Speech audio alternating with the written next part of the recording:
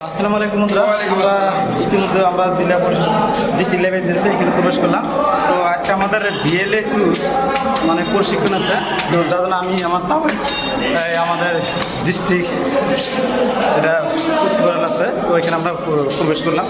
তো সবাই কিছু খবর দেখি কি কম হয়েছে আছে আমরা ভারতীয় জাতীয় কংগ্রেস দলের বিএলএর ট্রেনিং আমরা ধুবড়ী জেলা ডিস্ট্রিক্ট লেভেলে চাইলাম আসাবার এখন আমার ঊর্ধ্বতন কর্তৃপক্ষের উপর থেকে ভলেন্টিয়ার আসলো আগে প্রশিক্ষণ দেওয়ার জন্য।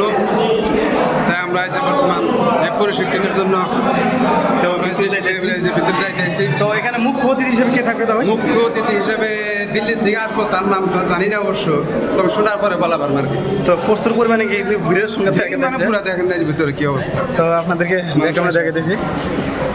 তো এটাই যে আমরা জেলা প্রতিবারের ভিতরে ঢুকে গেলাম। তো এখানে ঢোকার পরে দেখলাম অনেকগুলো মানুষ কিন্তু অলরেডি বসে গেছে। তো আমরা কিন্তু ভালো দেখে সিট উঠতে দিছি যাতে ভালোভাবে দেখা যায়।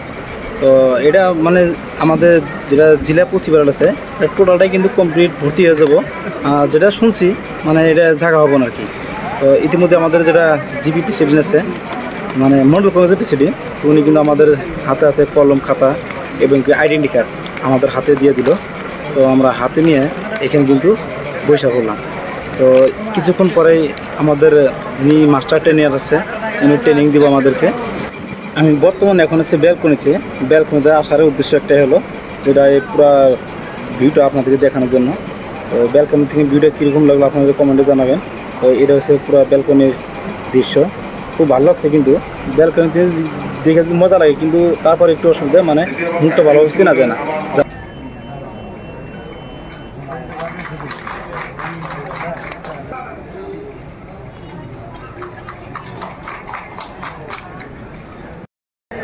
এখন আমার বিএলএ ট্রেনিং সম্পর্কে বিতংকৈ আলোচনা হ'ব। এই ক্ষেত্ৰত আপোনালোকে মন দি শুনিব। গতিকে যাতে প্ৰত্যেকেই মাষ্টাৰ ট্ৰেইনাৰে কেনেকৈ বুজায় কথাখিনি ভালদৰে আপোনালোকে অনুসৰণ কৰি যাতে আপোনালোকে মানুহক আকৌ বুজাব পাৰে তাৰ কাৰণে আপোনালোকে চেষ্টা কৰিব বুলি সকলোকে আহ্বান জনাই মোৰ শুভ বক্তব্য ইয়াতে সামৰিছোঁ। ধন্যবাদ। জয় হিন্দ। পিছে পিছে গুচি যাওঁ আৰু আমি সময়ত কংগ্ৰেছত আমি বিশ্বাসঘাতকতা কৰোঁ, তেতিয়াহ'লে সেইজনক শাস্তি দিয়াৰ দায়িত্ব আপোনালোকে আমি ল'ব লাগিব নালাগে কওক ৰাইজ। গতিকে সকলোকে মই ধন্যবাদ জনাই সকলোৱে ককাই ভাইদৰে এই সময়খিনি দুটা দৃষ্টি ৰাখিব লাগিব। এটা হ'ল বদৰুদ্দিন আজমলৰ UDF আৰু এটা হ'ল বিজেপি। UDF কেইটাই হিমন্ত বিশ্ব শৰ্মাক একো নকয়, ৰকি পুলিচক গালি পাৰে। হিমন্ত বিশ্বক কথা ক'বৰ কাৰণে কবি যায় তেওঁলোকে। যিকেইটা কয় হিমন্ত বিশ্ব শৰ্মাই সুধি পেলাই কয়। আৰু কেনেকৈ ক'ব? আপোনালোকৰ ইয়াততো বহুত বিজেপি নেতা আমাৰ এই চৰকাৰৰ লগত বিজনেছ পাৰ্টনাৰ হয়নে নহয়? বিজনেছ পাৰ্টনাৰ হয়নে নহয়? জানে নে নাজানে? সেইখিনি যে আপোনাৰ ডাঙৰ বিজনেছ আছে ক'বলৈ ভয় নকৰিব, সাহসেৰে থাকিব। যেতিয়ালৈকে থাকিব মূৰ তুলি থাকিম আমি। এইখিনি কথা কৈ সকলোৰে সহায় সহযোগিতা কামনা কৰি আপোনালোকৰ বিএলএ যিসকল গুৱাহাটীৰ পৰা আহিছে, হাবদামকে আদি কৰি যিসকল আমাৰ ইনচাৰ্জ আহিছে, আমাৰ নেতাসকলো আহিছে, সেইসকলক মই ধন্যবাদ আৰু কৃতজ্ঞতা জনাই খুব সোনকালে ওচৰতে আপোনালোকৰ BDAD পৰে, যোনে যেনেকৈ পাৰে অলপ সহায় কৰক।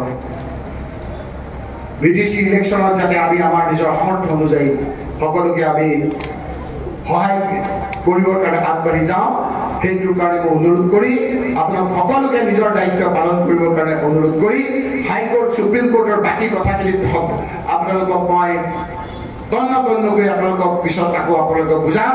কিছুমান কথা মাইকত কম, কিছুমান কথা মনে মনে কম। আমি সকলোৱে একেলগে পাতি বিপদত পৰা লোকসকলক যাতে আমি সহায় কৰিব পাৰোঁ তাৰ কাৰণে সকলোকে মই অনুৰোধ কৰি অমিত বাদশাহকো আপোনালোকে খবৰ ল'ব যে তাত আমি হাইকোৰ্টৰ যোগেদি খাদ্দাম হুছেইনৰ পৰা আদি কৰি বিভিন্নজনে সহায় কৰাৰ ফলত কেনেকৈ সেই মানুহখিনিক সহায় কৰিছোঁ মই চিঞৰ বাখৰ নকৰোঁ। আলমগজৰ মানুহখিনিক অলপ সুধিব, এই কথাখিনি চিঞৰি মই নকওঁ। গতিকে সকলোকে ধন্যবাদ জনাই মোৰ বক্তব্য শেষ কৰিছোঁ। ধন্যবাদ। জয় অসম। জয়।